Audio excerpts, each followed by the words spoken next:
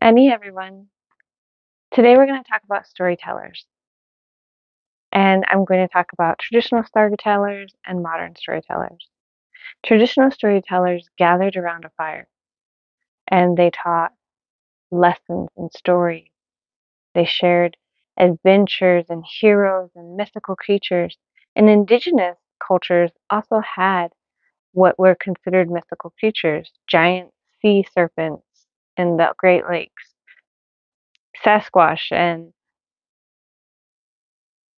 mermaids and dwarves and dragons and just all these wonderful creatures that told stories. And each story had a lesson to help the children know what to do, not to do, good from evil, bad from something that could help somebody, imparting those values.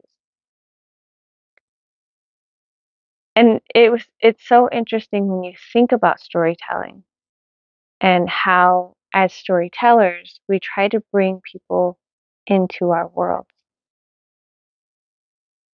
And there are traditional storytellers or traditional stories, and then there are other stories that are just told around a table.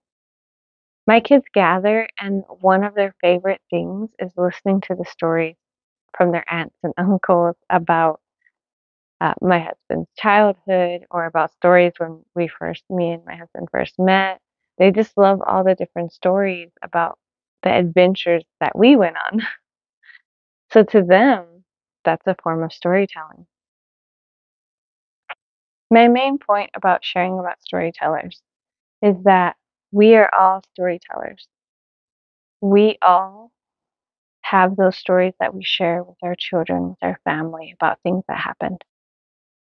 And I just wanted other people to realize that they have that magic of storytelling. And there is a magic in telling stories. And as a modern storyteller, I try to incorporate our culture and language in with elves and dragons. And one time I had an elder come up to me and say, what right did I have to mix elves and dragons and that type of thing in with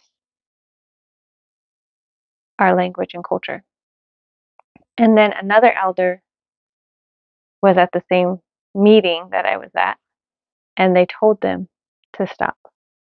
And they told them that we have our traditional stories, but we also have our modern stories, and there is a purpose to each one.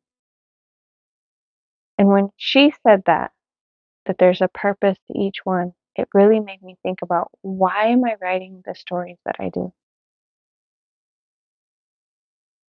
And why do I have that urge to create stories? And it's really interesting to think about.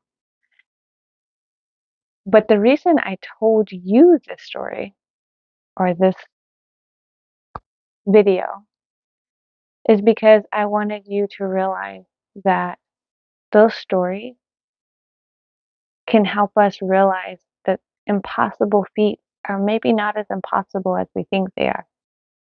And that everybody has that little bit of magic of storytelling in them. I also wanted to share this story to you because I feel like everybody has that ability to share, whether it's through writing a book, telling a story through dance, through music, through painting. There's stories that are told every day. So look around you and see those stories. Look around you and find that magic. That's my little 2 cents. So I hope you guys have a great day, and I'll see you in the next video. Bye, Mappy.